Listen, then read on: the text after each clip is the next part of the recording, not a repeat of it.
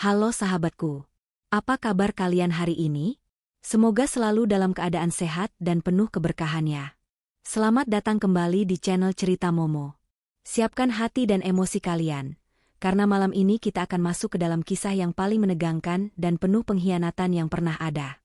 Bayangkan ini, dari jendela kamar kulihat suamiku menuangkan racun ke gelasku dengan tenang. Kalian pasti bertanya-tanya, apa yang akan dilakukan Adelia, tokoh utama kita, setelah menyaksikan suaminya sendiri, Galih, merencanakan pembunuhan dingin? Bagaimana keberaniannya menukar gelas maut itu dengan milik sang mertua, Ibu Wati, hingga gelas itu terlempar ketakutan? Inilah kisah tentang insting seorang istri, pertarungan hidup dan mati, serta balas dendam yang diatur dengan kecerdasan tingkat tinggi dibantu oleh sahabat setianya, Mawar, dan pengacara hebat, Bapak Eko. Tonton kisah 10 bab ini sampai tuntas agar kalian tahu akhir dari rencana keji Galih dan Ibu Wati. Sebelum kita mulai, saya mau mengajak kalian semua. Yuk, bantu channel ini berkembang dengan cara like video ini, subscribe channel Cerita Momo. Jangan lupa nyalakan lonceng notifikasinya, agar kalian tidak ketinggalan update terbaru. Dan yang paling penting, komen nama, asal kota, dan ketik hadir di kolom komentar. Siap merasakan detak jantung yang berpacu kencang? Mari kita mulai. Udara di luar jendela kamar terasa membekukan, seolah mencoba menembus kaca tebal dan menyentuh kulit Adelia. Namun, rasa dingin yang merayap di punggungnya jauh lebih tajam daripada suhu malam Jakarta yang biasanya hangat. Adelia, yang baru saja selesai membersihkan diri setelah seharian bekerja di kantornya, berjalan mendekati jendela. Ia ingin menikmati sebentar saja gemerlap lampu kota sebelum memejamkan mata. Sudah terlalu lama ia merasa asing di rumahnya sendiri, di kamar yang seharusnya menjadi surga pribadinya bersama Galih. Malam ini, ia berharap ketenangan sesaat, tetapi takdir memiliki rencana lain yang jauh lebih kejam. Pandangan Adelia lurus ke bawah, ke arah ruang makan yang terlihat jelas dari posisi kamarnya di lantai 2. Lampu kristal di ruang makan menyala terang, menerangi meja marmer tempat mereka biasa makan malam, meskipun seringkali dalam keheningan yang menyesakan. Adelia melihat Galih, suaminya, berdiri di dekat meja. Raut wajah Galih tampak tenang, bahkan sedikit santai, seolah ia hanya sedang menyiapkan camilan tengah malam. Pria yang sudah 5 tahun menjadi pendamping hidupnya itu tampak tampan seperti biasa, dengan kemeja yang sedikit longgar dan rambut yang acak-acakan alami, sosok suami ideal yang selalu dipuji oleh teman-teman Adelia. Namun, di balik ketenangan visual itu, ada sesuatu yang terasa salah. Galih tidak sedang memotong buah atau mengambil es. Di tangannya, Galih memegang sebuah botol kecil dengan cairan bening di dalamnya.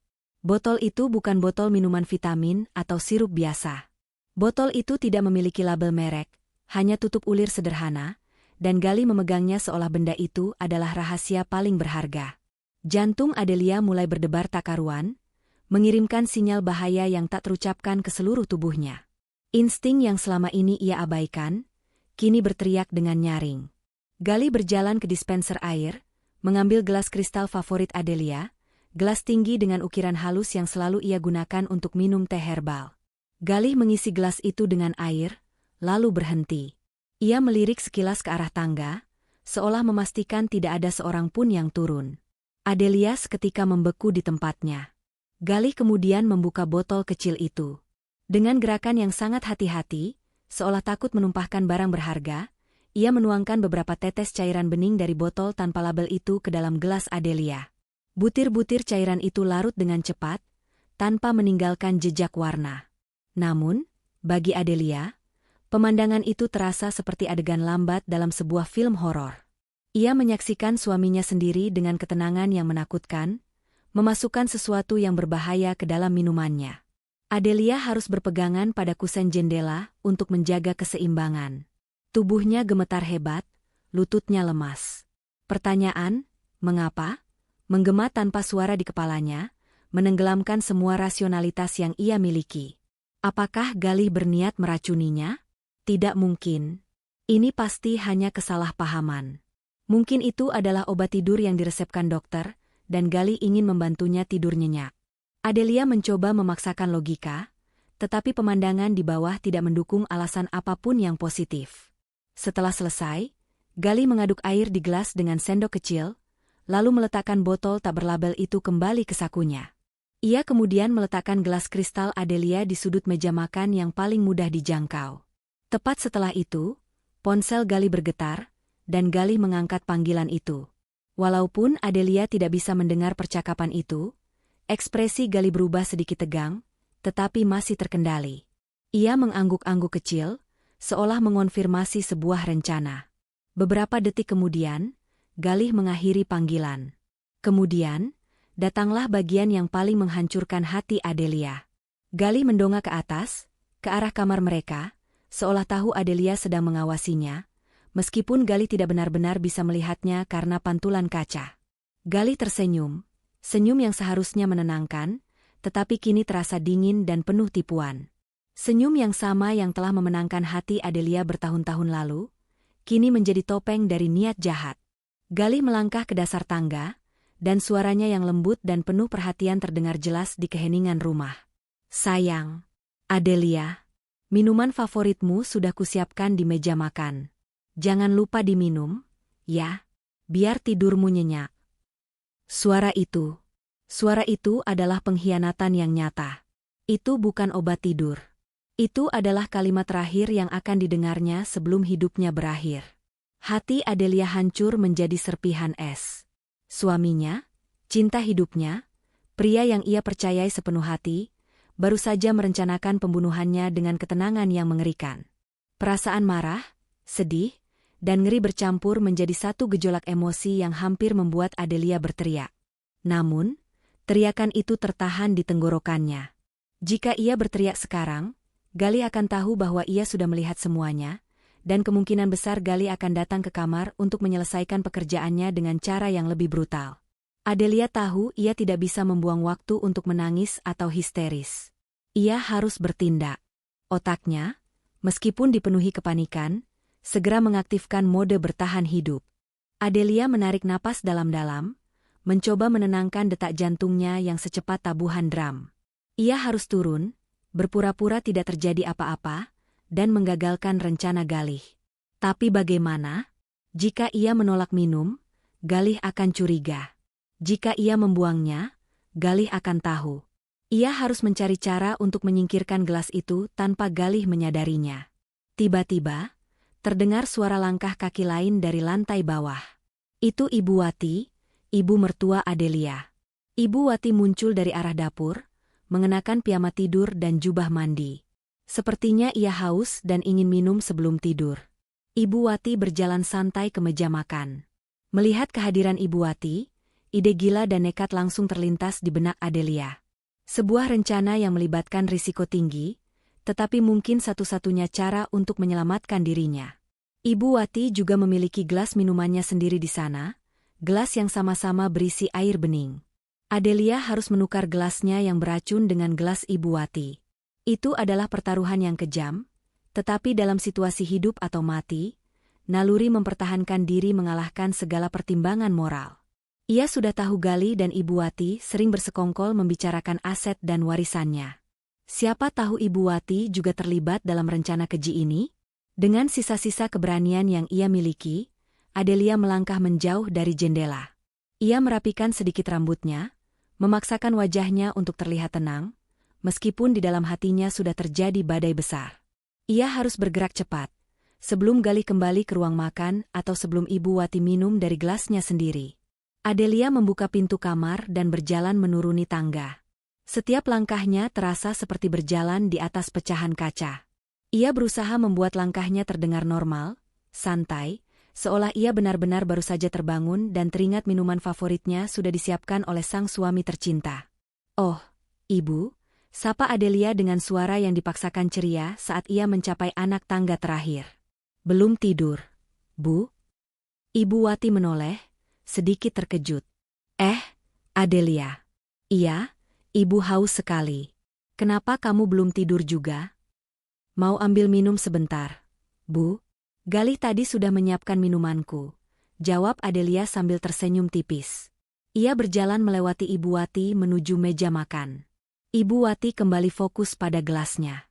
Ia mengambil gelas air putihnya sendiri. Ini adalah momen yang sangat genting. Adelia harus bertindak sekarang. Astaga, Bu, maaf, seru Adelia, tiba-tiba berpura-pura terpeleset di dekat meja.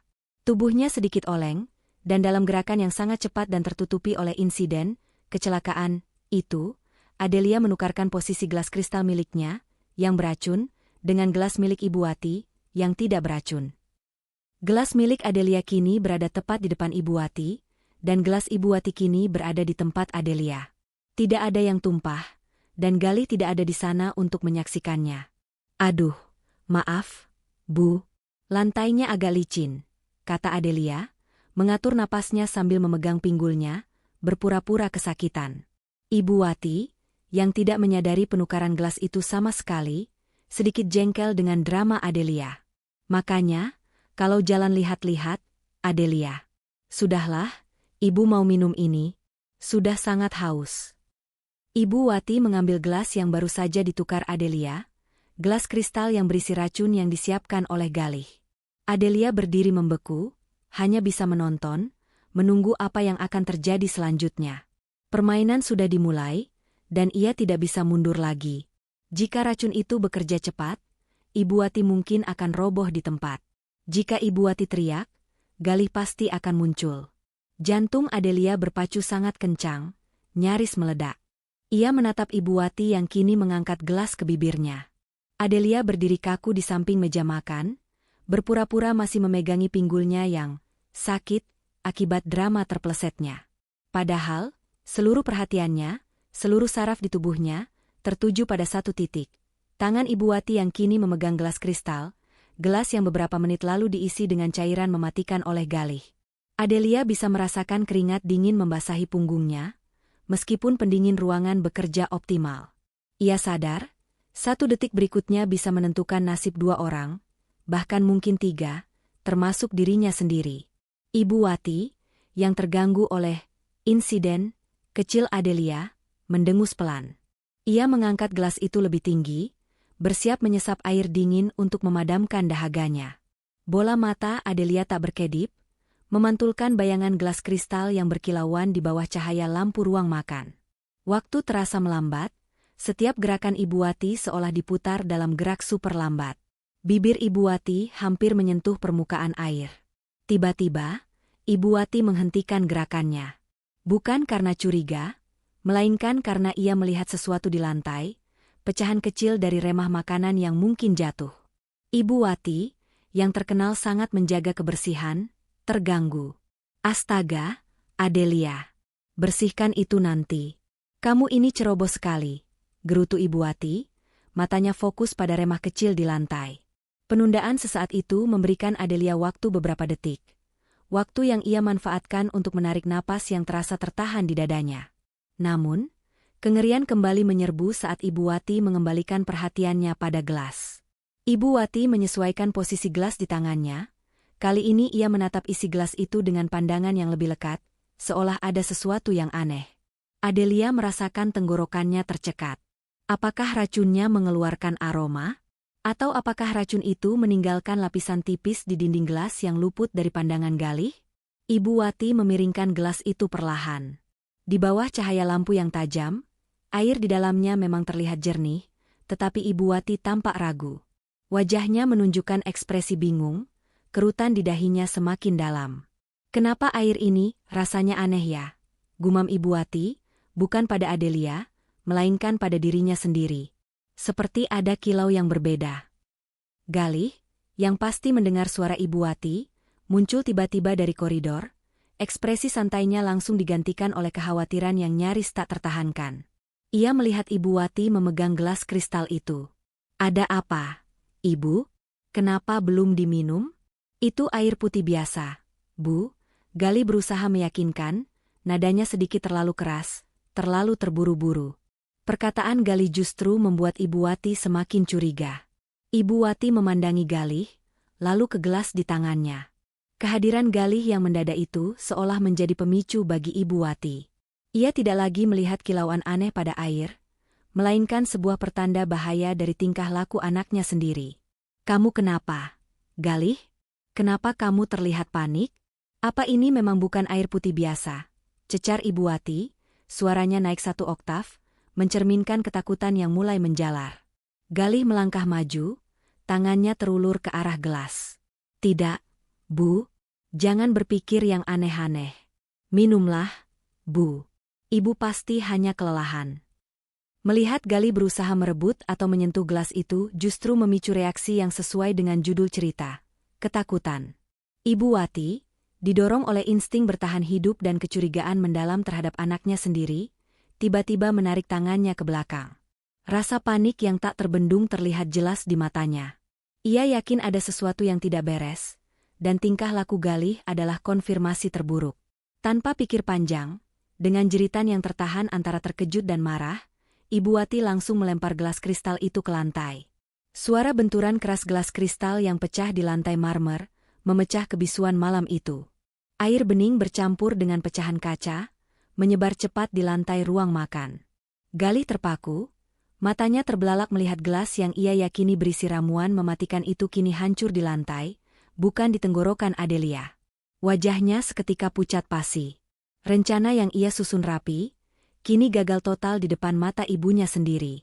Adelia, yang selama ini menahan napas, justru pura-pura terkejut dengan sangat meyakinkan.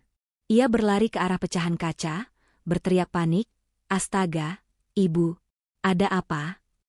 Ibu baik-baik saja? Kenapa Ibu melempar gelas itu?"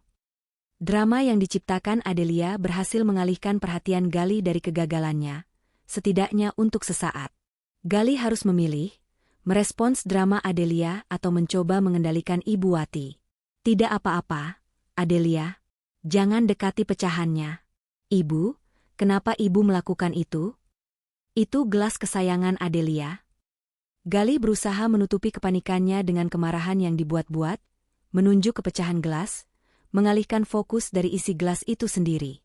Ibu Wati, yang masih gemetar, menunjuk balik ke Galih. "Kamu. Apa yang kamu masukkan ke dalam air itu, Galih?" "Ibu tidak bodoh. Ekspresimu, caramu mencoba menyentuh gelas itu. Kamu ingin meracuni siapa? Atau, apakah kamu mencoba meracuni Ibu?" Tuduhan Ibu Wati menembus hati Galih seperti belati. Galih tersentak. Ia tidak pernah menduga ibunya akan mencurigainya. Ibu Wati selalu menjadi sekutu, kaki tangan rahasia dalam setiap rencana keuangan mereka. "Ibu. Astaga. Ibu pasti berhalusinasi. Aku hanya menyiapkan minuman untuk Adelia. Kenapa Ibu menuduhku seperti itu?" Galih berteriak, suaranya penuh kepalsuan. Pada saat itulah Adelia menyadari fakta mengerikan yang tak terbantahkan. Galih hanya ingin meracuni dirinya. Ibu Wati panik bukan karena ia tahu ada racun, melainkan karena ia curiga Galih mencoba meracuninya. Ini berarti Ibu Wati tidak mengetahui rencana racun spesifik malam ini, tetapi ia memiliki pengetahuan umum tentang Galih dan hal-hal buruk yang bisa dilakukannya. Atau, yang lebih mungkin, mereka berdua adalah sepasang serigala yang saling mencurigai. Adelia segera mengambil kesempatan dari kekacauan ini. Ia berjalan ke tengah ruangan, menghadapi Galih dan Ibu Wati yang kini saling menatap penuh curiga. "Cukup. Hentikan drama ini. Siapapun yang bertanggung jawab atas minuman itu, aku tidak peduli. Yang jelas, aku melihat dan mendengar semuanya," kata Adelia dengan suara yang tiba-tiba tegas dan dingin, menghentikan pertengkaran mereka. Galih dan Ibu Wati serentak menoleh ke arah Adelia, wajah mereka berdua memancarkan kengerian yang sama. Mereka tahu Adelia menyaksikan sesuatu. Adelia, apa yang kamu lihat?" tanya Galih, suaranya bergetar.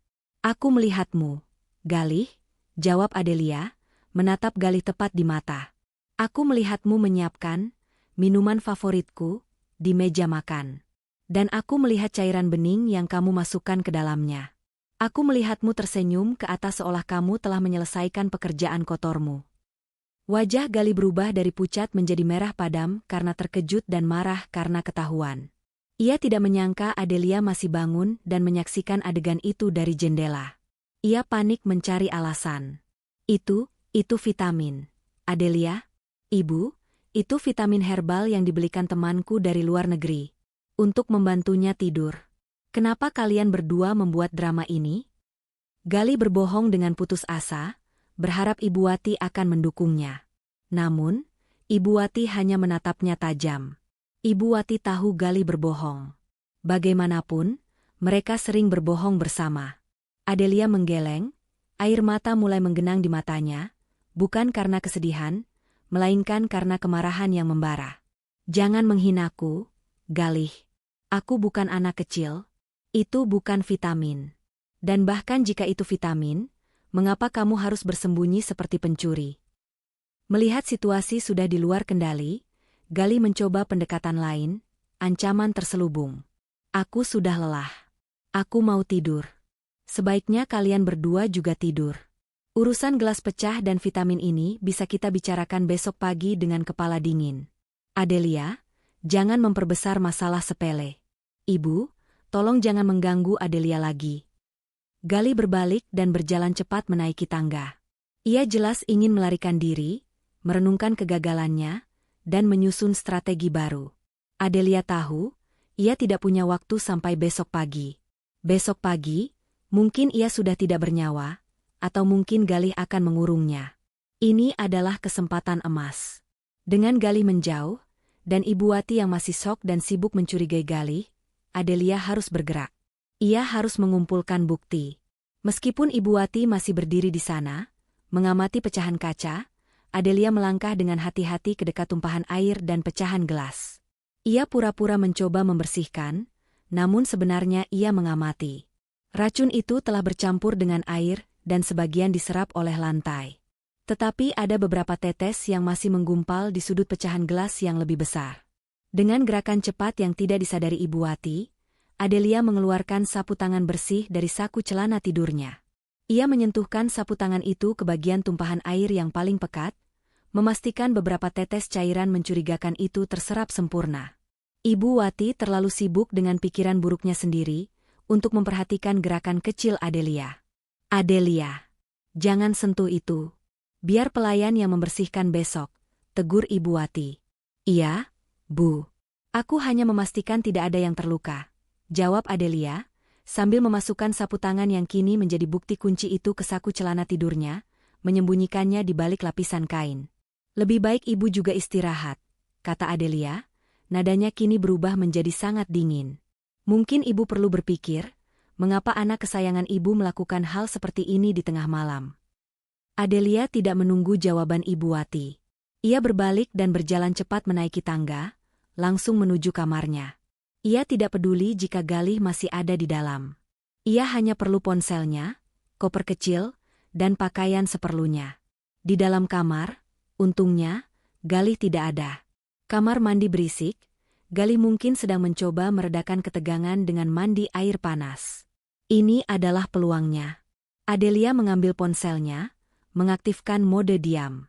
Ia harus menghubungi satu-satunya orang yang ia percayai sepenuhnya dan memiliki koneksi yang tepat. Mawar, sahabatnya, dan Bapak Eko, pengacara ulung yang pernah dikenalkan Mawar. Ia mengetik pesan singkat yang sangat spesifik kepada Mawar.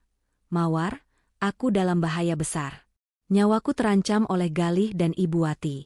Aku akan kabur sekarang. Tolong segera hubungi Bapak Eko. Katakan padanya untuk siapkan penyelidikan forensik dan keamanan. Bukti racun ada padaku. Segera. Adelia mengirim pesan itu. Tangannya gemetar, tetapi hatinya terasa sedikit lega. Ia telah memantik sumbu. Sekarang, yang ia butuhkan hanyalah melarikan diri tanpa terdeteksi. Ia menarik koper kecil dari bawah ranjang dan mulai memasukkan beberapa barang penting. Dokumen berharga, paspor, dan tentu saja, sapu tangan yang kini menjadi bom waktu bagi Galih dan Ibu Wati. Pintu kamar mandi terbuka. Galih keluar dengan handuk melilit pinggang. Ia tampak lebih tenang, tetapi matanya masih menyimpan kecemasan. Adelia, kamu mau kemana? Tanya Galih, melihat koper di tangan Adelia. Adelia menatap Galih, tatapan yang penuh dengan kekecewaan dan kebencian. Aku mau pergi. Sepertinya rumah ini tidak lagi aman bagiku, Galih. Aku butuh udara segar. Aku butuh ketenangan. Tunggu. Kamu mau pergi kemana? Ini tengah malam, Adelia. Jangan bodoh. Kita bisa bicara besok. Galih mencoba mencegahnya, berjalan cepat ke arah Adelia. Adelia menarik napas terakhirnya di kamar itu. Tidak, Galih. Aku tidak bodoh. Aku mungkin bodoh karena mempercayaimu, tapi aku tidak akan sebodoh itu untuk mati karena minuman favorit yang kau buat dengan tanganmu sendiri. Sebelum Galih sempat bereaksi, Adelia sudah berbalik dan lari keluar kamar, menuruni tangga.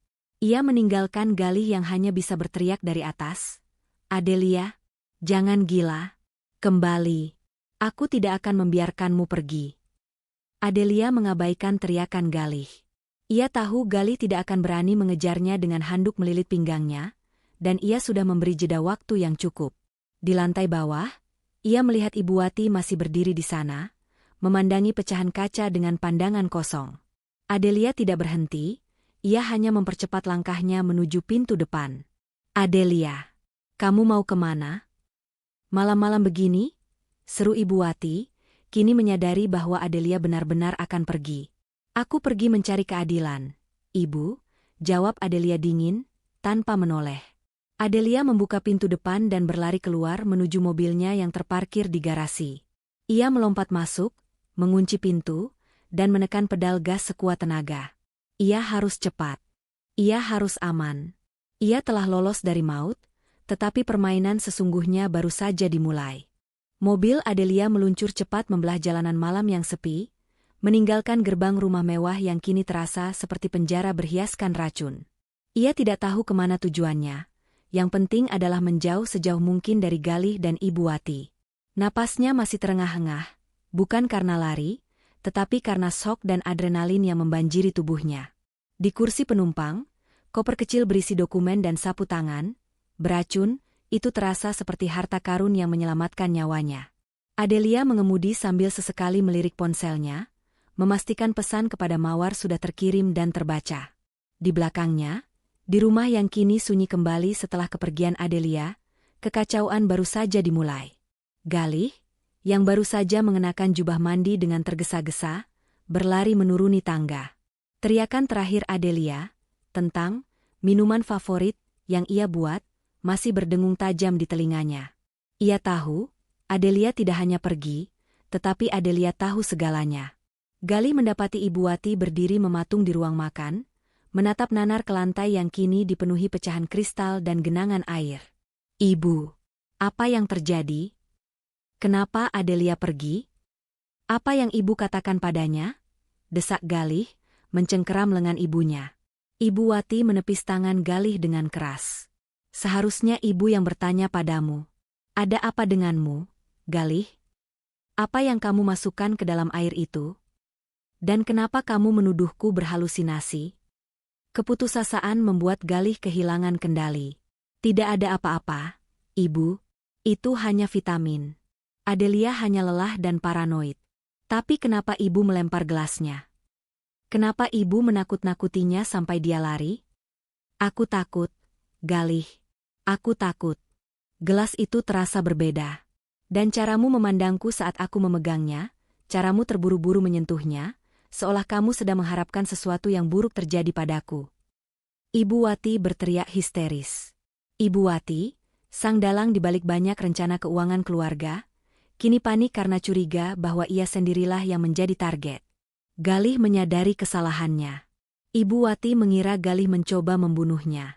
Galih lupa bahwa rasa curiga adalah mata uang paling berharga dalam hubungan yang dibangun di atas kebohongan. Ibu, dengarkan aku. Aku tidak mungkin meracuni ibu. Aku hanya menyiapkan air untuk Adelia.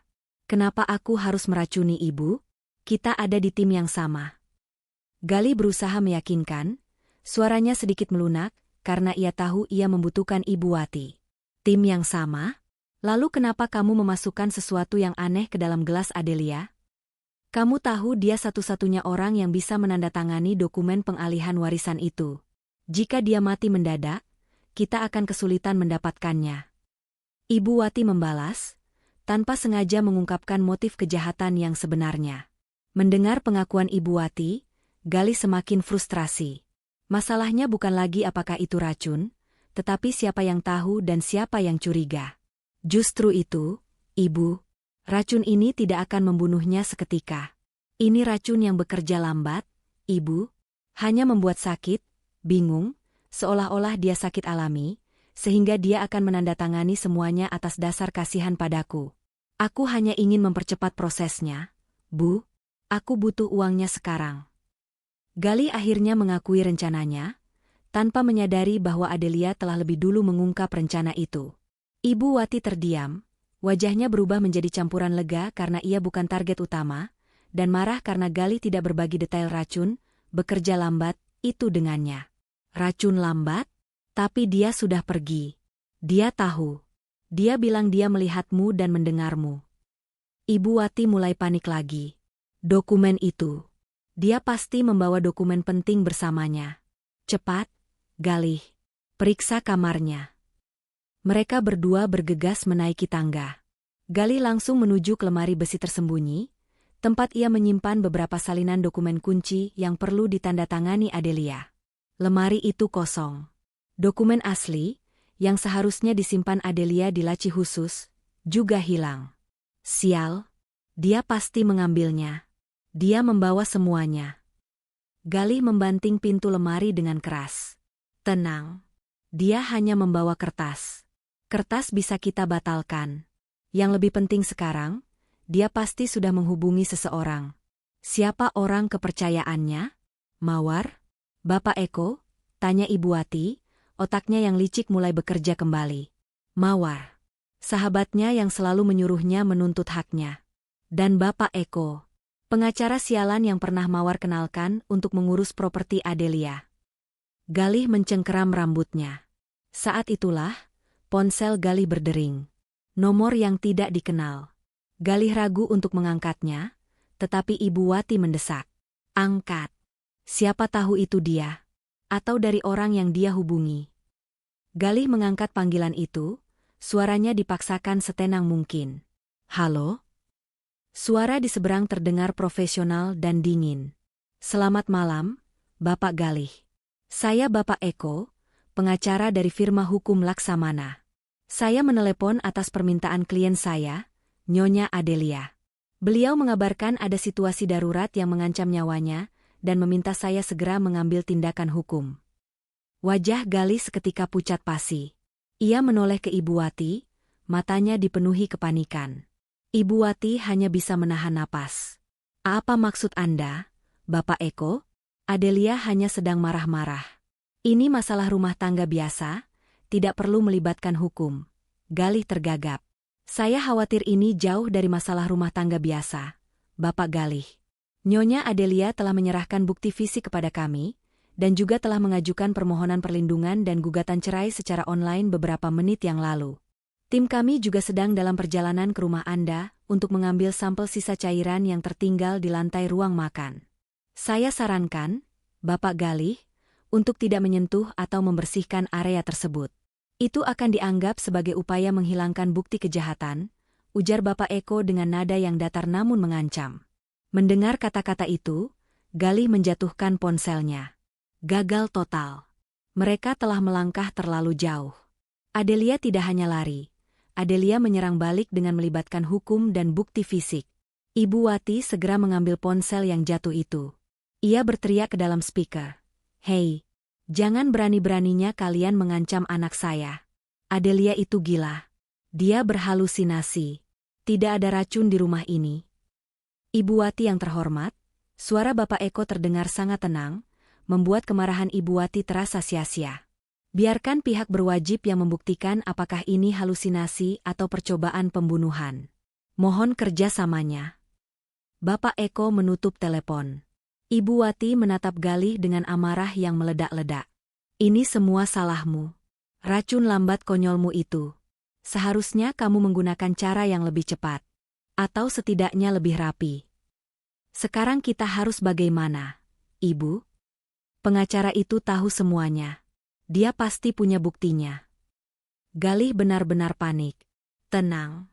Kita masih punya waktu, kata Ibu Wati, mencoba mengambil alih komando. Pertama, cari Adelia. Dia tidak mungkin pergi jauh tanpa uang tunai dan kartu. Blokir semua rekening bank bersama. Dia tidak boleh punya akses. Sudah kublokir. Tapi dia punya rekening pribadinya yang tersembunyi. Aku tidak tahu PIN-nya. Sial. Kalau begitu, Kita harus mengamankan sisa pecahan gelas itu. Dan botol racun itu. Kita harus membersihkan lantai sebelum mereka datang. Galih dan Ibu Wati segera beraksi. Galih berlari kembali ke ruang makan, mencari sisa-sisa pecahan gelas terbesar, sementara Ibu Wati dengan panik mengambil lap dan pembersih lantai dari dapur. Mereka berdua bekerja dengan tergesa-gesa, mengabaikan fakta bahwa sisa cairan sudah diserap oleh lantai. Mereka hanya mencoba menghilangkan bukti visual. Tepat ketika Ibu Wati sedang menyeka noda air terakhir dengan lap, sirene mobil yang pelan namun pasti mendekat mulai terdengar dari kejauhan. Wajah Galih dan Ibu Wati kembali pucat pasi. Mereka datang. Cepat, Galih. Buang botolnya. Buang lap ini, teriak Ibu Wati. Galih segera lari ke taman belakang, melempar botol kecil berisi sisa racun itu ke semak-semak. Sementara Ibu Wati memasukkan lap penuh sisa air itu ke dalam kantong plastik dan mencoba menyembunyikannya di bawah wastafel dapur. Mereka berdua kembali ke ruang tamu, berusaha terlihat tenang, jantung mereka berdebar kencang. Cahaya mobil polisi dan mobil sipil, kemungkinan tim Bapak Eko, membanjiri halaman rumah mereka. Ingat, Galih, kita tidak tahu apa-apa. Kita hanya sedang bertengkar. Dia yang berhalusinasi. Kita yang menjadi korban, bisik Ibu Wati, mencoba menanamkan alibi terakhir mereka sebelum pintu rumah diketuk dengan keras. Ketukan itu memutus semua harapan. Galih berjalan perlahan menuju pintu utama, membuka pintu itu, dan di hadapannya berdiri dua petugas polisi berseragam dan seorang pria berpakaian rapi, yang Galih yakini sebagai Bapak Eko. "Selamat malam, Bapak Galih," sapa Bapak Eko dengan senyum tipis yang menakutkan. "Kami datang untuk melakukan penyelidikan awal di lokasi kejadian. Dan kami membawa surat perintah pengamanan aset Nyonya Adelia, yang kini berada di bawah perlindungan hukum kami." Galih hanya bisa menelan ludah. Rencana Adelia, yang ia sebut drama, kini menjadi kenyataan yang jauh lebih menakutkan daripada yang pernah ia bayangkan. Adelia telah membalas, dan ia baru saja membalas dengan sangat cepat dan sangat mematikan. Babak baru dalam pertarungan ini baru saja dimulai, dan Galih serta Ibu Wati sudah tertinggal jauh di belakang. Adelia menghentikan mobilnya di depan sebuah hotel butik yang terpencil, jauh dari pusat kota dan keramaian. Hotel ini dipilih oleh Mawar, sahabatnya, sebagai tempat persembunyian sementara yang paling aman. Begitu ia mematikan mesin mobil, getaran ponselnya menarik perhatian Adelia. Ada beberapa panggilan tak terjawab dari Galih, yang kini terasa menjijikan, dan satu pesan dari Mawar. Pesan Mawar berbunyi singkat, "Safe. Bapak Eko tunggu kamu di lounge hotel.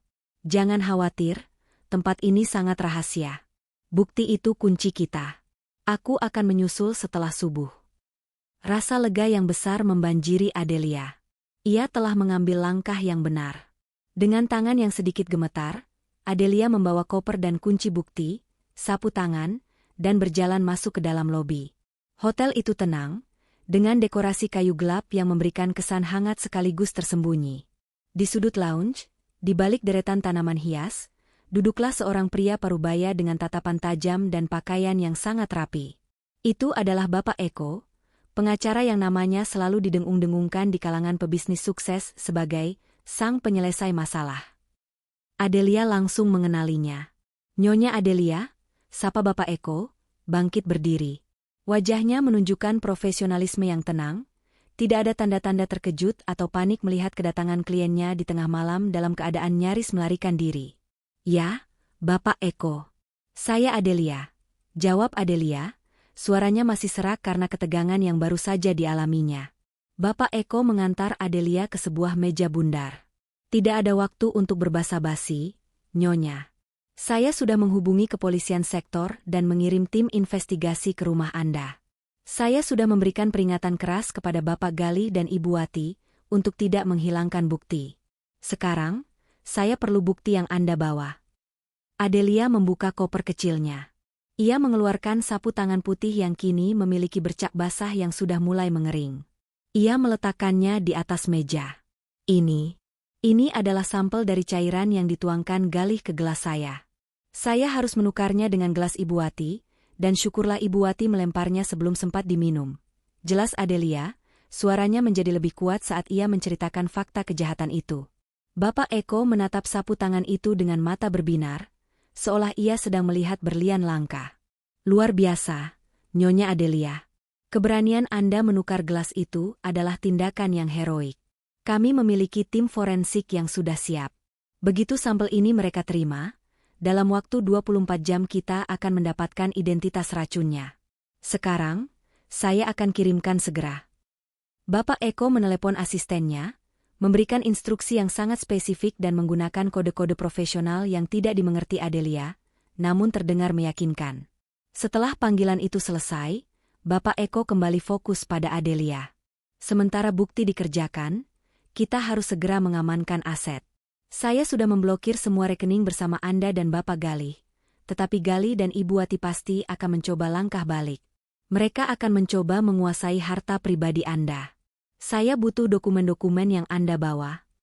Adelia menyerahkan map tebal yang berisi sertifikat properti atas namanya sendiri, surat wasiat dari almarhum ayahnya, dan rekening investasi pribadinya yang selama ini ia sembunyikan dari Galih dan Ibu Wati. Mereka tahu sebagian besar aset properti itu atas nama saya. Itulah mengapa mereka ingin saya menandatangani beberapa dokumen pengalihan yang aneh akhir-akhir ini, kata Adelia. Bapak Eko memeriksa dokumen-dokumen itu dengan teliti. Ia mengangguk puas. Nyonya Adelia, Anda adalah wanita yang sangat cerdas. Menyembunyikan aset dan menyadari permainan mereka adalah langkah yang menyelamatkan Anda. Kami akan segera memulai aksi penarikan hukum. Aksi penarikan? Tanya Adelia. Ya. Dalam hukum, ini adalah langkah agresif. Kita tidak hanya menunggu gugatan cerai disidangkan. Kita akan mengirimkan surat resmi yang meminta Bapak Galih dan Ibu Wati untuk mengosongkan aset yang secara hukum milik Anda, yang mereka kuasai. Ini termasuk rumah, mobil mewah yang mereka pakai atas nama Anda, bahkan beberapa fasilitas yang mereka nikmati. Bapak Eko menjelaskan bahwa strateginya adalah menciptakan kekacauan finansial yang ekstrim di pihak Galih dan Ibu Wati, menggunakan bukti percobaan pembunuhan sebagai dasar untuk mendapatkan restraining order terhadap aset. Kita akan mengirimkan 3 surat sekaligus. Jelas Bapak Eko, senyum tipisnya berubah menjadi senyum predator. Pertama, surat permintaan cerai yang menuntut hak asuh penuh atas aset Anda. Kedua, surat perintah penarikan hak tinggal di rumah Anda, yang Anda beli sendiri. Dan ketiga, surat penarikan fasilitas, yang isinya adalah pembekuan semua kartu kredit dan pembatalan sewa mobil mewah yang selama ini Galih gunakan atas nama perusahaan Anda. Adelia terkejut mendengarnya. Ia tahu Galih menggunakan fasilitasnya, tetapi ia tidak menyadari betapa dalam akar ketergantungan finansial Galih padanya. Galih tidak akan menyangka ini, ujar Adelia. Sebuah rasa puas mulai muncul, menggantikan rasa takutnya. Tentu saja tidak. Mereka menyangka Anda adalah istri bodoh yang akan mati perlahan. Kita akan buktikan bahwa istri yang mereka coba racuni adalah ratu yang akan menghukum mereka di istananya sendiri, tegas Bapak Eko. Selama hampir 2 jam, Adelia dan Bapak Eko menyusun semua detail. Adelia menjelaskan bagaimana Galih dan Ibu Wati secara rutin memanipulasi keuangannya, bagaimana mereka meremehkan karirnya, dan bagaimana mereka selalu membandingkannya dengan mantan pacar Galih yang kaya raya, Anita. Sebuah detail yang membuat Adelia sadar bahwa rasa cemburu dan dendam masa lalu mungkin juga memainkan peran dalam rencana keji mereka. Di tengah diskusi serius itu, Mawar tiba. Mawar, dengan wajah cemas, langsung memeluk Adelia. Adelia, astaga, kamu tidak apa-apa? Aku tidak bisa membayangkan apa yang kamu hadapi. Aku sudah menghubungi Bapak Eko, dan dia bilang semuanya sudah diurus, kata Mawar, matanya berkaca-kaca. Aku baik-baik saja, Mawar. Berkat kamu dan Bapak Eko, jawab Adelia, merasa kekuatan Mawar sebagai sahabat adalah pilar yang tak tergantikan. Mawar memberikan informasi tambahan, aku tadi sempat menelepon rumah. Pelayan bilang ada polisi dan tim investigasi yang datang. Ibu Wati dan Galih panik luar biasa. Mereka sibuk membersihkan lantai sambil berteriak-teriak histeris. Mendengar konfirmasi ini, Adelia tersenyum miris. Kekacauan yang ia tinggalkan kini menjadi neraka pribadi bagi Galih dan Ibu Wati. Bapak Eko kemudian menjelaskan langkah selanjutnya. Nyonya Adelia, Anda aman di sini. Besok siang, kita akan mengadakan konferensi pers kecil. Kita tidak akan menyebut racun secara spesifik, tetapi kita akan mengumumkan bahwa gugatan cerai telah diajukan dengan alasan kekerasan dalam rumah tangga dan upaya kriminal serius yang membahayakan nyawa Anda. Adelia terkejut. Konferensi pers. Ya, kita perlu mendapatkan dukungan publik dan menekan Galih agar tidak bisa kabur.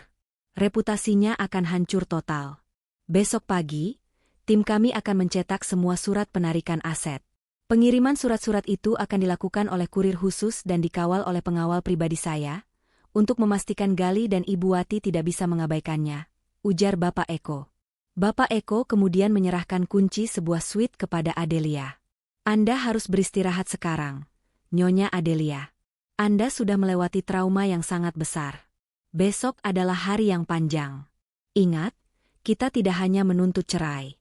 Kita menuntut keadilan sejati dan menghancurkan reputasi mereka hingga ke akar-akarnya. Adelia mengambil kunci itu. Rasa takutnya telah menguap, digantikan oleh tekad yang membara. Malam itu, ia tidak hanya selamat dari upaya pembunuhan, tetapi ia telah memulai pertempuran yang akan mengubahnya dari istri yang dimanipulasi menjadi wanita yang memegang kendali atas nasibnya sendiri. Ia siap. Ia akan membalas setiap pengkhianatan dengan kekuatan hukum yang tidak pernah mereka bayangkan. Pagi itu, rumah Galih dan Ibu Wati diselimuti keheningan yang tegang, berbeda total dengan kekacauan semalam. Lantai marmer ruang makan telah dibersihkan, tetapi aroma pembersih lantai yang tajam tidak mampu menghapus bau ketakutan dan kegagalan yang melekat. Galih dan Ibu Wati duduk di sofa ruang tamu, mencoba menyusun rencana darurat. Mereka telah menghabiskan sisa malam untuk menghubungi kenalan, mencari informasi tentang keberadaan Adelia, dan merangkai alibi. Kita harus tenang, Galih. Adelia hanya mengancam. Si Bapak Eko itu hanya menggertak. Dia tidak mungkin punya bukti racun. Kita sudah membersihkannya, ujar Ibu Wati, mencoba meyakinkan dirinya sendiri, meskipun matanya menunjukkan kantung mata dan wajahnya pucat pasi. Ibu, Adelia tidak main-main. Dia membawa surat-surat warisan itu. Dia bisa mengunci kita keluar dari properti yang ada atas namanya. Dan dia pasti sudah menceritakan kebohongan itu pada Mawar. Balas Galih, berjalan mondar-mandir. Ia mencoba mengakses rekening bersama, dan yang ia temukan hanyalah saldo nol dengan notifikasi pemblokiran hukum. Saat itulah, suara bel berbunyi keras, disusul dengan keributan di depan gerbang. Pelayan rumah, yang wajahnya tampak ketakutan, berlari masuk ke ruang tamu. Tuan Galih, Ibu Wati, ada kurir khusus di luar. Mereka dikawal oleh beberapa pria berpakaian hitam, terlihat seperti pengawal. Mereka memaksa memberikan surat dan bilang ini sangat mendesak. Galih dan Ibu Wati saling pandang. Jantung mereka kembali berdetak kencang. Mereka tahu ini bukan sekadar paket. Ini adalah balasan dari Adelia. Galih berjalan ke pintu dengan langkah ragu. Di luar gerbang, seorang kurir berjas rapi berdiri tegak, didampingi dua pria bertubuh besar. Kurir itu menyerahkan 3 amplop besar berlogo firma hukum Laksamana, ditujukan kepada Galih dan Ibu Wati. Terima kasih, Bapak Galih. Kami hanya memastikan surat ini sampai ke tangan Anda, kata kurir itu dengan nada tanpa emosi, lalu segera berbalik bersama para pengawalnya. Galih menutup pintu dan kembali ke ruang tamu, menjatuhkan amplop-amplop itu ke atas meja. Tangan Ibu Wati meraih amplop pertama yang tebal, ditujukan kepadanya. Amplop pertama, pemberitahuan gugatan cerai dan hak asuh aset. Ibu Wati merobek amplop itu, matanya bergerak cepat membaca isi dokumen tebal tersebut. Wajahnya seketika memerah karena amarah yang diikuti oleh keputusasaan. Adelia benar-benar gila. Dia mengajukan gugatan cerai dan menuntut kerugian finansial yang sangat besar. Dia menuduhmu melakukan KDRT dan percobaan pembunuhan. Dia melampirkan salinan laporannya ke polisi. Ibu Wati hampir menjerit. Ini akan menghancurkan reputasimu, Galih. Galih merebut dokumen itu. Ia melihat klaim-klaim Adelia, yang secara akurat menyebutkan aset-aset yang dibeli menggunakan dana Adelia, termasuk rumah yang mereka tempati, dan menuntut kepemilikan penuh. Yang lebih parah, Adelia menuntut agar seluruh aset pribadi Galih dibekukan sebagai jaminan kerugian moral dan material. Amplop kedua, surat perintah pengosongan rumah dan penarikan hak tinggal.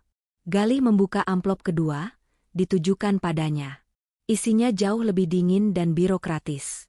Ini adalah surat dari pengadilan, melalui kuasa hukum Adelia, yang menyatakan bahwa karena status kepemilikan mutlak Adelia atas properti yang mereka tempati, Galih dan Ibu Wati diberi waktu 48 jam untuk mengosongkan rumah tersebut. 48 jam. Ini lelucon. Kita tidak mungkin keluar dari rumah ini dalam 2 hari. Galih menggebrak meja. Baca lagi, Galih. Ini perintah pengadilan. Jika kita melawan, mereka bisa datang dengan polisi dan mengusir kita secara paksa. Rumah ini memang atas nama Adelia sejak awal. Kita hanya menumpang. Ibu Wati mulai menangis. Air mata buayanya yang biasanya hanya keluar untuk memohon pada Adelia kini tumpah karena ketakutan yang nyata. Amplop ketiga, pemberitahuan pembekuan dan penarikan fasilitas. Ibu Wati membuka amplop terakhir. Isinya adalah daftar fasilitas mewah yang mereka nikmati atas nama Adelia atau perusahaan Adelia. Mobilmu, Galih. Mobil sport mewah itu, yang selalu kamu pamerkan di depan teman-temanmu. Surat ini menyatakan bahwa sewa atas nama perusahaan Adelia akan dibatalkan efektif hari ini. Dan semua kartu kredit tambahan yang kamu pegang di bawah rekening, Adelia diblokir permanen. Bahkan kartu anggota Golf MU juga dibatalkan karena pembayarannya dari rekening investasi Adelia. Ibu Wati tak mampu menahan isaknya. Bagi Galih, hilangnya mobil sport dan keanggotaan klub golf adalah pukulan yang jauh lebih menyakitkan daripada ancaman penjara. Reputasinya sebagai pengusaha sukses dan suami kaya raya akan hancur seketika. Dia melakukan ini untuk mempermalukanku. Dia tahu kartu keanggotaan itu adalah segalanya bagiku. Galih berteriak, amarahnya meluap menjadi keputusasaan yang tidak terkontrol. Di tengah kekacauan itu, ponsel Galih berdering. Itu adalah salah satu rekan bisnisnya. Galih mengangkatnya dengan enggan. Halo? Galih, apa-apaan ini? Tiba-tiba ada berita viral tentang istrimu. Konferensi pers. Ada pengacara hebat, Bapak Eko, yang berbicara. Dia bilang istrimu hampir meninggal karena upaya kriminal di rumah tanggamu. Seluruh media sosial menyebut namamu. Kantor berita juga sudah mulai mengangkatnya. Ponsel Galih kembali jatuh ke sofa. Aksi penarikan hukum Adelia telah mencapai puncaknya, reaksi publik dan karma sosial. Di layar televisi ruang tamu yang tadinya mati, Ibu Wati segera menyalakannya. Tampilan berita breaking news muncul, menampilkan Bapak Eko yang berbicara dengan nada tegas di hadapan wartawan, didampingi oleh Mawar, yang wajahnya tampak sedih namun teguh. Bapak Eko, kami mengonfirmasi bahwa klien kami, Nyonya Adelia, telah mengajukan gugatan cerai dengan alasan yang sangat serius, termasuk tindakan kriminal yang membahayakan nyawanya. Nyonya Adelia kini berada di bawah perlindungan hukum kami. Kami tegaskan, kami memiliki bukti fisik yang kuat. Kami akan memastikan keadilan ditegakkan dan seluruh aset klien kami yang disalahgunakan oleh pihak lain akan segera ditarik kembali. Ibu Wati dan Galih hanya bisa menatap layar, menyaksikan kehancuran reputasi mereka terjadi secara real time. Komentar di layar televisi bergeser cepat. Suami macam apa itu? Sudah numpang, mau meracuni lagi. Hebat Adelia. Tinggalkan saja parasit-parasit itu. Semoga dipenjara seumur hidup. Galih terduduk lemas.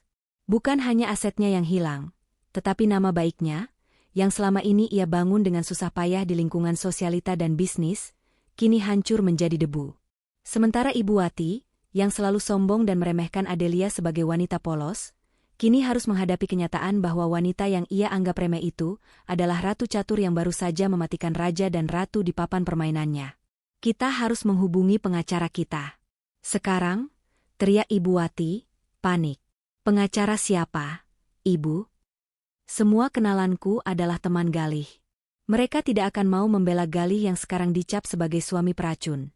Jawab Galih, menutupi wajahnya dengan tangan.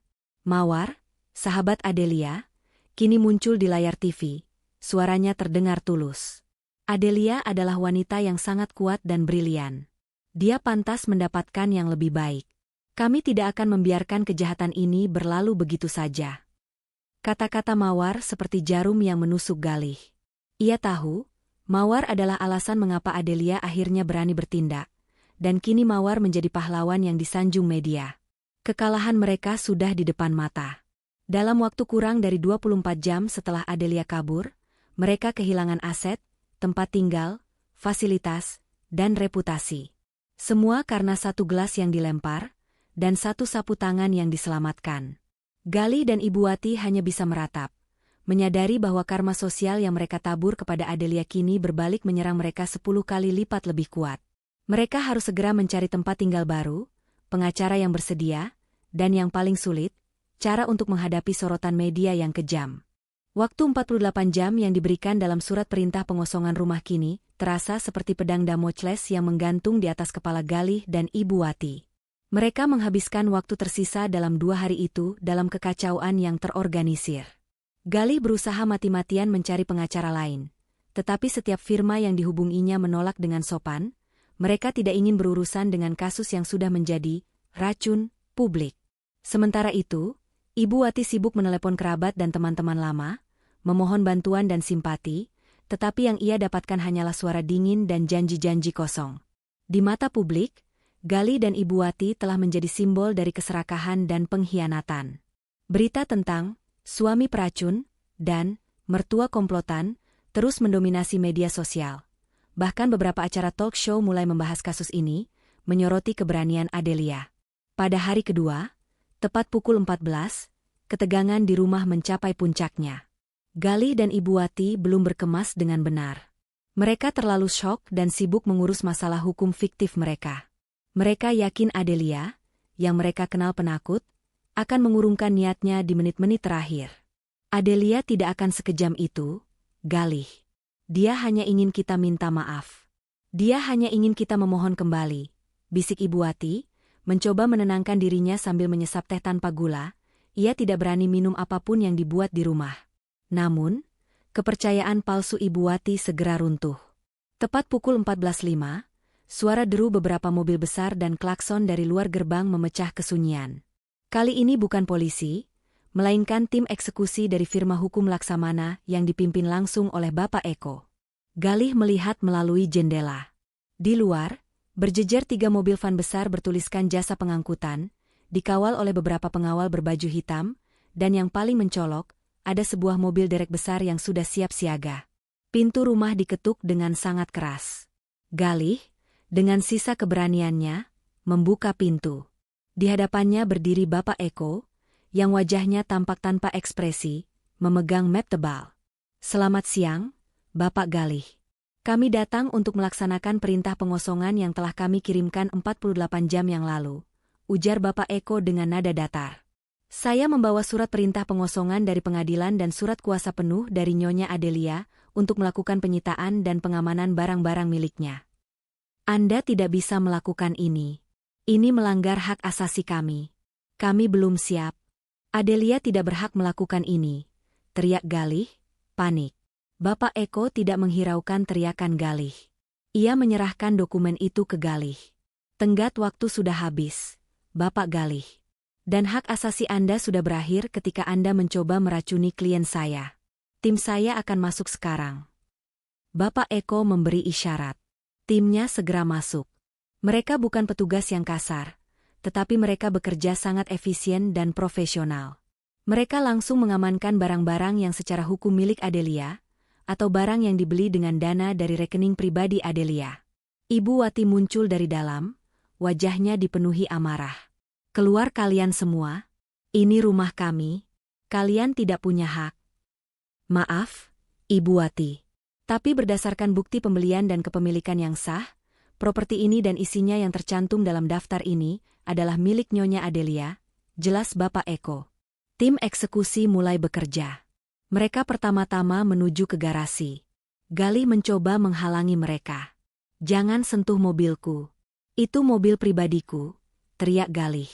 Mobil sport itu dibeli melalui fasilitas kredit atas nama perusahaan properti Nyonya Adelia, dan cicilannya dibayar dari rekening pribadi beliau.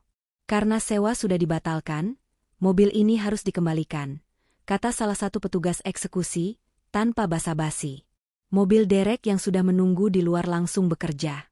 Dalam waktu 5 menit, mobil sport kesayangan Galih sudah terangkat dan dibawa pergi, meninggalkan Galih yang hanya bisa menyaksikan kehancuran simbol statusnya di depan mata. Ia meraung, merasa sangat terhina. Di dalam rumah, penyitaan berlanjut. Barang-barang antik dan perabotan mahal yang dibeli Adelia sebelum menikah, yang selama ini dicaci maki oleh Ibu Wati sebagai barang jadul, kini diangkut dengan hati-hati. Lukisan-lukisan berharga koleksi Adelia diturunkan dari dinding. Bahkan perhiasan keluarga Adelia yang tersimpan di brankas ikut dibawa, karena Gali dan Ibu Wati tidak bisa menunjukkan bukti kepemilikan. Ibu Wati histeris. Ia melihat tim eksekusi mendekati lemarinya. Jangan sentuh tas-tas saya. Itu tas-tas mahal saya. Saya yang membelinya. Maaf, Ibu Wati. Dalam daftar penarikan fasilitas, ada beberapa tagihan kartu kredit yang belum lunas yang dibayarkan dari rekening Nyonya Adelia sebelum pemblokiran. Tas-tas mewah ini disita sementara sebagai jaminan pelunasan utang yang Bapak Gali dan Anda tinggalkan, jelas Bapak Eko. Ibu Wati mencoba mempertahankan tas Hermes imitasi yang ia beli di luar negeri, tetapi sia-sia. Pengawal itu dengan sopan mengambil tas-tas itu dari tangannya. Puncak kehinaan terjadi ketika salah satu petugas eksekusi mencabut meteran Wi-Fi dan memutus saluran TV berlangganan. Fasilitas kecil yang selama ini dianggap remeh, kini lenyap seketika. Bapak Gali dan Ibu Wati. Dalam waktu 3 jam ke depan, seluruh barang milik Nyonya Adelia akan diangkut. Kami sarankan Anda sudah meninggalkan rumah sebelum pukul 18, ujar Bapak Eko, nadanya masih tenang. Galih melihat ke sekeliling rumah yang kini terasa kosong. Hanya tersisa perabotan murah milik Galih dan beberapa barang pribadi Ibu Wati yang sudah lusuh. Ia merasa lumpuh, dikalahkan oleh wanita yang selama ini ia anggap lemah. Tiba-tiba, telepon rumah berdering. Ibu Wati segera mengangkatnya, berharap itu adalah bantuan. Halo? Ibu Wati? Ini Tika, dari kompleks sebelah. Ibu, ada apa ini? Kenapa ada mobil polisi dan mobil derek di depan rumahmu? Mobil Gali di bawah. Tetangga-tetangga semua merekam. Kamu dan Gali dituduh meracuni Adelia? Astaga, ini memalukan sekali, Bu. Ibu Wati menjatuhkan telepon itu lagi. Bukan hanya aset yang hilang, tetapi aib mereka terekspos langsung di depan para tetangga dan komunitas sosial mereka. Gali berteriak frustrasi dan menendang kursi kosong di dekatnya. Ia tahu, momen penyitaan ini akan segera menjadi konten viral di seluruh platform media sosial. Kehancuran reputasinya sudah sempurna. Bapak Eko hanya berdiri di sana, mengawasi semua proses dengan tenang. Ia tidak menunjukkan belas kasihan, karena ia tahu betapa kejamnya perlakuan Galih dan Ibu Wati terhadap Adelia. Saya sarankan Anda segera berkemas, Bapak Galih. Waktu terus berjalan, kata Bapak Eko, lalu berjalan keluar, meninggalkan Gali dan Ibu Wati di rumah yang kini terasa dingin, kosong, dan tidak lagi menjadi milik mereka. Mereka harus menerima kenyataan pahit. Dalam 48 jam, mereka beralih dari penguasa rumah mewah menjadi pengemis yang harus mengungsi, dihukum bukan hanya oleh hukum, tetapi juga oleh karma sosial yang kejam. 3 minggu berlalu sejak insiden penyitaan. Gali dan Ibu Wati terpaksa mengungsi ke sebuah apartemen studio kecil yang disewa dengan sisa uang tunai yang mereka miliki. Kehidupan mereka berubah total. Gali, yang dulunya adalah pengusaha arogan dengan mobil mewah, kini menjadi pengangguran yang dihantui utang dan cercaan publik. Ibu Wati, sang ratu sosialita, kini bersembunyi di balik tembok apartemen, malu menghadapi siapapun. Media terus memberitakan kasus mereka, menggerogoti sisa-sisa reputasi yang mereka miliki. Hari ini adalah hari yang dinantikan Adelia, sidang perdana gugatan cerai di pengadilan agama. Adelia tiba di pengadilan didampingi oleh Bapak Eko dan Mawar. Adelia tampil tenang, mengenakan setelan bisnis berwarna gelap yang memancarkan aura profesionalisme dan kekuatan. Ia tidak lagi tampak seperti istri penurut yang dimanipulasi. Ia adalah seorang wanita yang siap menuntut keadilan. Di sisi lain, Gali dan Ibu Wati tiba dengan penampilan yang jauh berbeda. Galih tampak kusut, matanya cekung karena kurang tidur. Ibu Wati terlihat tegang dan terus-menerus menutupi wajahnya dari sorotan kamera wartawan yang sudah menunggu. Mereka didampingi oleh seorang pengacara muda yang terlihat kurang berpengalaman, satu-satunya yang bersedia mengambil kasus suami peracun ini. Ruang sidang dipenuhi oleh awak media dan beberapa aktivis perlindungan perempuan yang bersimpati pada kasus Adelia. Ketika Adelia dan Gali berhadapan, tatapan Adelia dingin, penuh kekecewaan, sementara tatapan Gali dipenuhi amarah bercampur keputusasaan. Sidang dimulai dengan pembacaan tuntutan dari pihak Adelia oleh Bapak Eko. Bapak Eko tidak hanya menuntut perceraian, tetapi juga ganti rugi material dan moral yang sangat besar, serta larangan bagi Gali untuk mendekati Adelia dan asetnya. Pengacara Gali berusaha membela diri, mengklaim bahwa semua tuduhan racun dan percobaan pembunuhan hanyalah karangan Adelia yang mengalami gangguan mental akibat tekanan pernikahan. Yang mulia, ujar pengacara Gali, klien kami adalah korban fitnah. Nyonya Adelia tidak dapat memberikan bukti yang sah selain sapu tangan kotor yang diklaim mengandung racun. Sampel itu bisa saja terkontaminasi atau dimanipulasi. Tidak ada saksi mata yang melihat Tuan Gali menuangkan racun, hanya spekulasi dari Nyonya Adelia yang cemas. Saat itulah, Bapak Eko meminta izin untuk memutar sebuah video di ruang sidang. Ruangan seketika hening. Yang mulia, kami tidak hanya bergantung pada sapu tangan. Meskipun hasil uji forensik sudah kami lampirkan yang membuktikan adanya jejak zat berbahaya dalam sampel tersebut. Kami juga memiliki bukti yang menunjukkan motif kejahatan yang sebenarnya. Video itu diputar. Itu adalah rekaman CCTV yang diambil oleh tim Bapak Eko saat melakukan penyitaan dari hard drive tersembunyi yang diamankan dari rumah Adelia.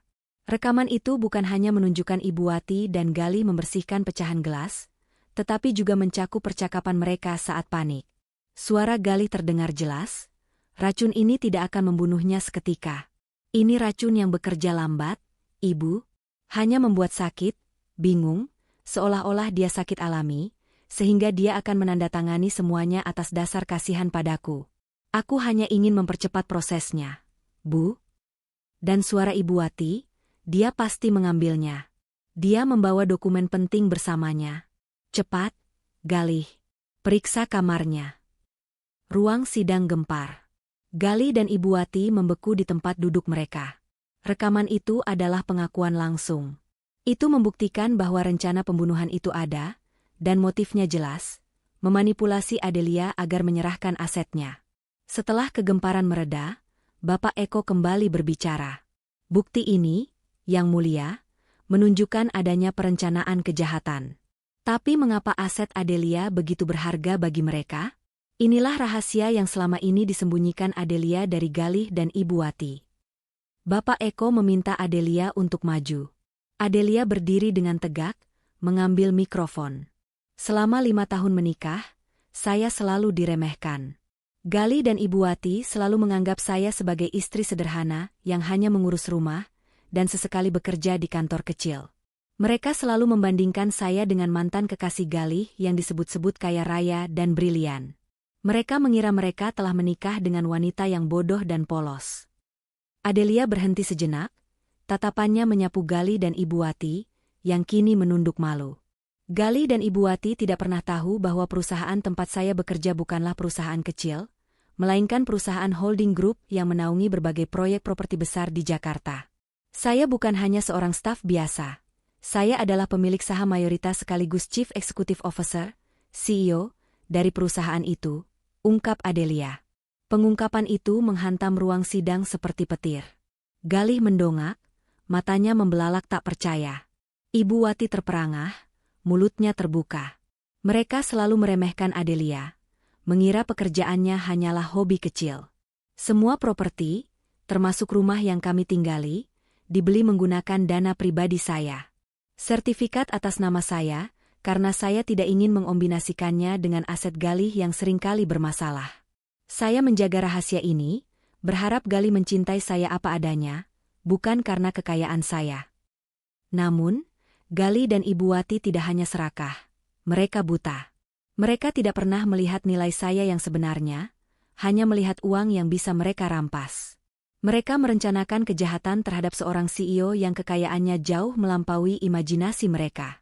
Uang yang mereka cari, yang ada di rekening saya, hanyalah sebagian kecil dari total aset perusahaan yang saya miliki. Bapak Eko mengakhiri sesi pengungkapan itu. Dengan bukti rencana kejahatan dan pengungkapan aset ini, Yang Mulia, jelas bahwa perkawinan ini didasarkan pada penipuan, pengkhianatan, dan percobaan pembunuhan. Kami meminta majelis hakim untuk segera mengabulkan gugatan cerai, menetapkan larangan mendekat, dan menyita seluruh aset Galih sebagai ganti rugi atas kejahatan yang dilakukannya. Sidang ditunda. Galih dan Ibu Wati diseret keluar oleh pengacara mereka, wajah mereka hancur. Mereka tidak hanya gagal mendapatkan harta Adelia, mereka baru saja menyadari bahwa wanita yang mereka coba racuni adalah seorang miliarder yang statusnya jauh di atas mereka. Penyesalan dan amarah bercampur menjadi racun baru di hati Galih dan Ibu Wati. Kabar tentang sidang perdana Adelia dan pengakuan mengejutkan bahwa ia adalah seorang CEO miliarder segera menyebar luas. Galih dan Ibu Wati kini tidak hanya dicap sebagai kriminal, tetapi juga sebagai parasit yang bodoh. Mereka dihina karena meremehkan berlian di depan mata mereka. Tekanan publik dan hukum terasa mencekik. Setelah sidang ditunda, Galih dan Ibu Wati kembali ke apartemen studio mereka dalam keadaan hancur lebur. Ibu Wati menangis terseduh-seduh, bukan karena penyesalan, melainkan karena malu yang tak tertahankan. Kita sudah selesai, Galih. Kita sudah habis. Siapa yang akan membantu kita sekarang? Kita tidak punya apa-apa lagi. Ratap Ibu Wati sambil memukuli bantal sofa yang sudah usang. Galih duduk di lantai, wajahnya menengadah ke langit-langit. Tidak, Bu. Belum selesai. Kita masih punya satu kartu. Satu-satunya orang yang mungkin masih punya kekuatan dan uang untuk membantu kita. Ibu Wati berhenti menangis dan menatap Galih. Siapa? Teman-temanmu semua sudah menjauh. Kerabat kita juga sudah menganggap kita aib. Anita, Bu, bisik Galih, menyebut nama yang sering ia gunakan untuk menyindir Adelia. Anita, mantan kekasihku. Ingat? Dia yang selalu ibu puji-puji karena kekayaannya dan koneksinya. Dia sudah berhasil di luar negeri. Dia pasti punya uang tunai dan pengacara yang lebih baik daripada si Bapak Eko itu. Selama bertahun-tahun, Galih dan Ibu Wati selalu membandingkan Adelia dengan kesuksesan Anita, menggunakan nama Anita sebagai senjata untuk merendahkan Adelia. Ironisnya, kini Anita adalah satu-satunya harapan mereka. Tapi, apakah Anita akan mau membantu kita? Bukankah kita sudah lama putus kontak? Tanya Ibu Wati, sedikit ragu. Aku akan meyakinkannya. Aku akan katakan padanya betapa menderitanya aku karena ulah Adelia. Anita selalu mencintaiku, Bu. Dia pasti akan merasa kasihan dan membantu mantan kekasihnya yang sedang terpuruk. Kata Galih penuh keyakinan palsu, berusaha membangkitkan harga dirinya yang hancur. Galih segera mencari kontak lama Anita. Setelah beberapa jam, ia berhasil menemukan akun media sosial Anita yang jarang aktif. Galih mengirimkan pesan memohon, menceritakan versi ceritanya yang terdistorsi, di mana ia adalah korban fitnah keji dari Adelia yang ternyata gila kekuasaan, dan mencoba menjebaknya dengan tuduhan palsu. Beberapa jam kemudian, ponsel Galih berdering. Nama Anita muncul di layar. Galih segera mengangkatnya, wajahnya dipenuhi harapan. Halo, Anita? Astaga, syukurlah kamu mengangkatnya. Kamu pasti sudah tahu berita-berita konyol itu. Aku benar-benar membutuhkan bantuanmu. Galih memohon dengan suara yang dilemahkan. Suara Anita di seberang telepon terdengar profesional, namun dingin. Aku tahu beritanya, Galih. Aku sudah membaca setiap artikel dan menonton konferensi pers pengacara istrimu. Dan aku harus mengatakan, aku terkejut. Tolong, Anita. Kamu harus percaya padaku. Adelia itu penipu. Dia sakit mental. Aku adalah korban dari permainannya. Kamu tahu aku tidak mungkin melakukan hal sekeji itu. Ada keheningan panjang dari pihak Anita. Ketika Anita berbicara lagi, nadanya berubah menjadi sinis. Kamu tidak mungkin melakukan hal sekeji itu? Galih, kamu melupakan siapa aku, ya? Aku masih ingat caramu memanipulasiku dulu. Bagaimana kamu mencoba mengambil proyek milik ayahku dengan segala cara kotor. Kamu selalu haus kekayaan dan kekuasaan, Galih. Aku tidak percaya kamu. Sedikit pun. Pernyataan Anita menghantam Galih lebih keras daripada pukulan Bapak Eko di sidang. Ibu Wati, yang mendengarkan di dekatnya, terkesiap. Tunggu, Anita. Aku ibunya Galih. Kami hanya memujamu sebagai panutan. Kami tidak bermaksud jahat padamu. Ibu Wati mencoba menyela, menggunakan taktik rayuan lamanya.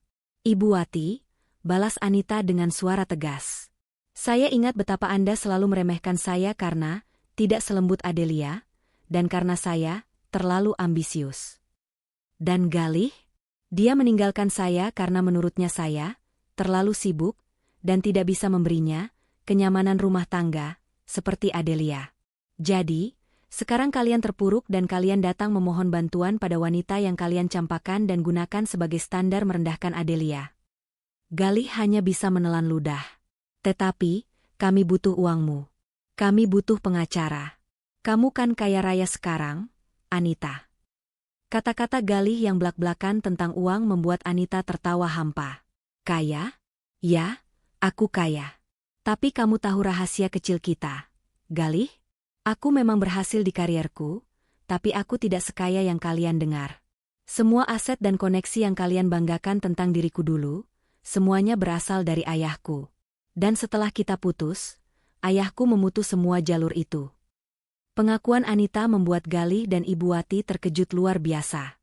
Selama ini, mereka memuja Anita sebagai dewi kekayaan, tanpa menyadari bahwa itu adalah fata morgana.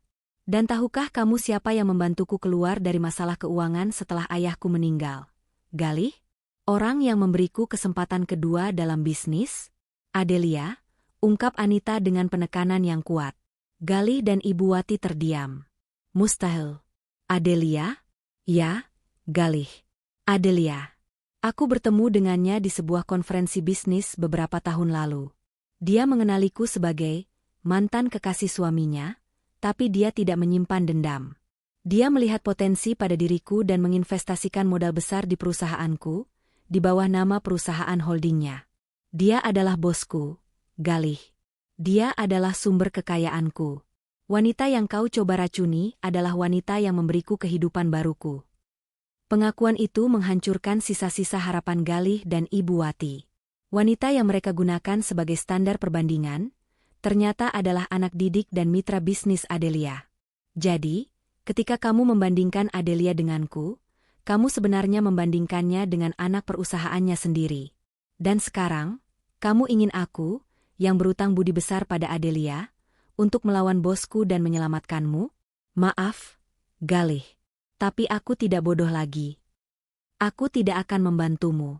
Justru sebaliknya. Aku akan bersaksi di pengadilan tentang betapa busuknya kamu dan Ibu Wati di masa lalu. Aku akan membantu Adelia memenangkan kasus ini, demi keadilan dan demi utang budi yang tak terbayar. Tutup Anita, dan sambungan telepon diputus. Ponsel itu terlepas dari tangan Galih, jatuh ke lantai.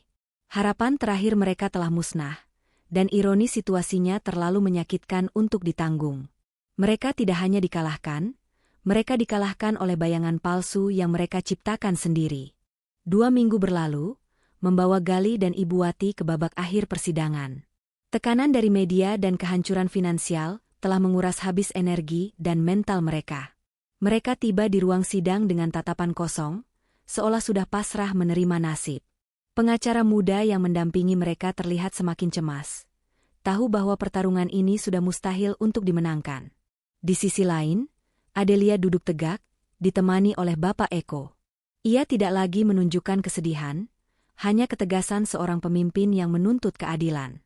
Mawar dan kini, secara mengejutkan, Anita, mantan kekasih Galih, turut hadir, duduk di barisan pendukung Adelia, siap memberikan kesaksian. Sidang dibuka.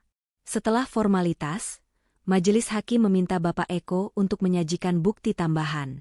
Bapak Eko maju dengan penuh percaya diri. Yang mulia, pada sidang ini, kami akan menghadirkan saksi yang akan menguatkan motif kejahatan, yaitu Ibu Anita, ujar Bapak Eko. Anita maju ke kursi saksi. Penampilannya yang elegan dan profesional membuat Galih dan Ibu Wati semakin merasa terhina. Anita tidak menatap Galih atau Ibu Wati, fokusnya hanya pada majelis hakim. Anita bersaksi dengan tenang.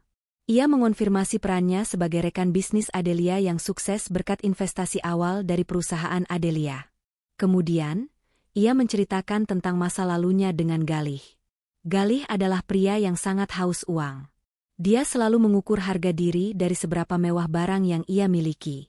Ketika ia bersama saya, Ia mencoba segala cara untuk mendapatkan akses ke jaringan dan uang ayah saya. Setelah kami berpisah, saya mendengar dia selalu merendahkan istrinya, Nyonya Adelia, dengan membandingkannya dengan kesuksesan palsu yang ia anggap saya miliki. Jelas Anita. Galih tidak mencintai Nyonya Adelia. Dia hanya melihat Adelia sebagai sarana untuk mendapatkan kenyamanan finansial. Kesaksian Anita menutup celah pertahanan Galih, menghancurkan klaim bahwa Galih adalah suami yang mencintai istrinya. Namun, klimaks sebenarnya terjadi ketika majelis hakim memberikan kesempatan terakhir kepada Galih dan Ibu Wati untuk memberikan pernyataan. Ibu Wati berdiri lebih dulu. Ia tidak lagi berteriak atau histeris, melainkan berbicara dengan suara yang penuh penyesalan, namun bukan penyesalan atas kejahatan, melainkan penyesalan atas kegagalan mereka. Yang mulia, saya mengakui bahwa saya sering meremehkan Adelia. Saya terlalu fokus pada kekayaan luar yang bisa dilihat orang, dan saya ingin anak saya mendapatkan itu. Saya mendorong Galih untuk mencari cara agar aset Adelia bisa dinikmati oleh keluarga kami. Saya terlalu serakah. Saya sangat menyesali bahwa kami meremehkan Adelia dan tidak tahu seberapa kaya dia sebenarnya, ujar Ibu Wati, meneteskan air mata. Air matanya adalah air mata penyesalan karena memilih target yang salah. Giliran Galih. Ia maju dengan langkah gontai. Ia menatap Adelia, dan untuk pertama kalinya, Galih melihat istrinya yang dulu bukan sebagai mangsa, melainkan sebagai musuh yang tak terkalahkan. Saya mengakui niat saya. Yang mulia, Galih memulai, suaranya pecah. Saya lelah direndahkan. Saya lelah disebut suami yang hanya menumpang. Saya hanya ingin kembali memiliki harga diri. Ketika saya melihat potensi uang Adelia, saya ingin mengambilnya untuk membuktikan kepada semua orang, termasuk diri saya sendiri, bahwa saya berharga. Galih berhenti sejenak. Ia melihat Mawar, lalu Anita, dan kemudian Bapak Eko. Saya meracuni Adelia, bukan untuk membunuhnya seketika, tetapi untuk membuatnya menderita, bingung, seolah-olah dia sakit keras, sehingga dia akan setuju untuk mengalihkan asetnya kepada saya, dengan alasan saya yang akan mengurusnya. Itu adalah rencana kami berdua. Galih mengaku, menunjuk ke Ibu Wati. Pengakuan Galih, bahwa ia merencanakan pembunuhan, lambat, dengan motif perampasan aset, menghancurkan semua alibi yang pernah ia buat. Dia akhirnya menyerah pada tekanan bukti rekaman CCTV dan kesaksian yang menghimpit. Majelis hakim kemudian menunda sidang untuk pembacaan vonis. Saat waktu istirahat, Galih mencoba mendekati Adelia, didorong oleh sisa-sisa keputusasaan. Adelia, tolong, cabut tuntutan percobaan pembunuhan. Aku akan menandatangani semua dokumen. Aku akan menceraikanmu tanpa syarat. Tapi tolong, jangan biarkan aku di penjara. Kasihanilah aku. Aku menyesal. Pinta Galih, suaranya serak. Adelia berdiri, menatap mantan suaminya itu. Penyesalanmu bukan karena kamu menyadari kesalahanmu, Galih. Penyesalanmu hanya karena kamu tahu siapa aku sebenarnya, dan kamu takut kehilangan semua kemewahan yang kau anggap sebagai harga diri. Kejahatan yang kau lakukan itu nyata. Dan kini, kau harus membayar harganya. Adelia berbalik, meninggalkan Galih yang hanya bisa tertunduk lesu. Di saat itu, ia menyadari bahwa ia tidak hanya kehilangan istrinya dan kekayaannya, tetapi juga kesempatan terakhirnya untuk hidup bebas. Setelah jeda yang terasa sangat panjang dan menegangkan, majelis hakim kembali memasuki ruang sidang untuk membacakan vonis. Galih dan Ibu Wati berdiri kaku, wajah mereka memancarkan keputusasaan. Adelia, didampingi Bapak Eko, menarik napas dalam-dalam, siap menerima babak terakhir dari perjalanan pahit ini. Hakim ketua mulai membacakan putusan, berdasarkan bukti rekaman CCTV, hasil uji forensik atas zat berbahaya, serta pengakuan terdakwa, majelis hakim memutuskan bahwa Bapak Galih dan Ibu Wati terbukti secara sah dan meyakinkan bersalah atas tindak pidana percobaan pembunuhan berencana, penipuan, dan manipulasi aset. Vonis itu terdengar seperti palu godam yang menghantam sisa-sisa kehidupan mereka. Oleh karena itu, majelis hakim menjatuhkan hukuman penjara kepada Bapak Galih selama 5 tahun dan kepada Ibu Wati selama 4 tahun, dikurangi masa tahanan yang telah dijalani. Galih dan Ibu Wati langsung lemas. Pengacara mereka mencoba menenangkan. Hukuman penjara itu adalah akhir dari semua kesombongan dan rencana jahat mereka. Hakim kemudian melanjutkan putusan perceraian. Gugatan cerai dari Nyonya Adelia dikabulkan. Perkawinan antara Nyonya Adelia dan Bapak Gali diputus secara resmi hari ini. Seluruh aset yang dibeli dengan dana pribadi Nyonya Adelia dikembalikan ke pemilikannya secara penuh. Selain itu, Bapak Gali diwajibkan membayar ganti rugi material dan moral kepada Nyonya Adelia. Adelia merasakan beban berat terangkat dari pundaknya. Tidak ada lagi ikatan dengan pria yang pernah dicintainya, pria yang tega merencanakan kejahatan keji. Keadilan telah ditegakkan, dan ia telah memenangkan pertempuran paling brutal dalam hidupnya. Gali dan Ibu Wati dibawa keluar ruang sidang, di tengah kerumunan wartawan yang langsung menyerbu, meneriakkan pertanyaan dan mengambil gambar kehancuran mereka. Mereka tidak lagi memiliki mobil mewah untuk melindungi, tidak ada rumah besar untuk bersembunyi. Mereka kini hanyalah dua narapidana yang menuju kehidupan baru di balik jeruji besi, membayar mahal atas keserakahan yang tidak tahu batas. Beberapa bulan kemudian, kehidupan Adelia berubah drastis. Ia resmi bercerai dan kembali memimpin perusahaan holding grupnya dengan semangat baru. Kisahnya menjadi viral, menjadikannya inspirasi bagi banyak wanita yang berjuang melawan manipulasi dan gaslighting dalam rumah tangga. Ia tidak hanya sukses secara profesional, tetapi juga menemukan kedamaian batin. Adelia menjual rumah mewah lamanya yang penuh kenangan buruk dan membeli penthouse di pusat kota, sebuah tempat yang benar-benar menjadi miliknya, bebas dari pengkhianatan dan intrik. Ia tidak lagi menyembunyikan kekayaannya, justru menggunakan kekuasaannya untuk hal yang positif. Ia mendirikan sebuah yayasan yang berfokus pada literasi finansial bagi wanita, membantu mereka membangun kemandirian ekonomi agar tidak mudah dimanipulasi oleh pasangan. Persahabatan Adelia dengan Mawar semakin erat, dan Bapak Eko menjadi penasihat kepercayaannya, menjaga asetnya dengan integritas penuh. Bahkan Anita, kini menjadi rekan bisnis yang dihormati dan sering bekerja sama dalam proyek-proyek amal. Suatu sore, saat Adelia sedang menikmati teh di balkon penthouse-nya yang sunyi, ia melihat ke bawah, kegemerlap lampu kota. Tidak ada lagi ketakutan yang mengintainya dari jendela. Ia tidak lagi harus mengawasi suaminya menuangkan racun ke gelasnya. Ia kini adalah arsitek tunggal dari kebahagiaannya sendiri. Kehidupan baru Adelia adalah bukti bahwa keberanian kecil di tengah malam, yaitu keputusan untuk menukar gelas beracun itu, telah memberinya mahkota sejati, kebebasan dan kehormatan. Ia tidak hanya selamat dari maut, ia bangkit dan menghukum orang-orang yang meremehkannya, membuktikan bahwa seorang wanita yang dianggap polos dan bodoh dapat menjadi lawan yang paling mematikan ketika ia bertarung demi nyawanya. Adelia menemukan kedamaian sejati, tidak di sisi suami, tetapi di puncak kesuksesan yang ia bangun sendiri, jauh dari bayangan pengkhianatan. Pesan moral dari kisah Adelia ini adalah, jangan pernah meremehkan dirimu sendiri, dan jangan pernah meragukan nalurimu. Kekuatan terbesar seorang wanita bukanlah pada kelembutan, tetapi pada keberanian untuk melindungi dirinya dan kebenaran. Pengkhianatan harus dibayar tuntas dengan keadilan, bukan dengan air mata.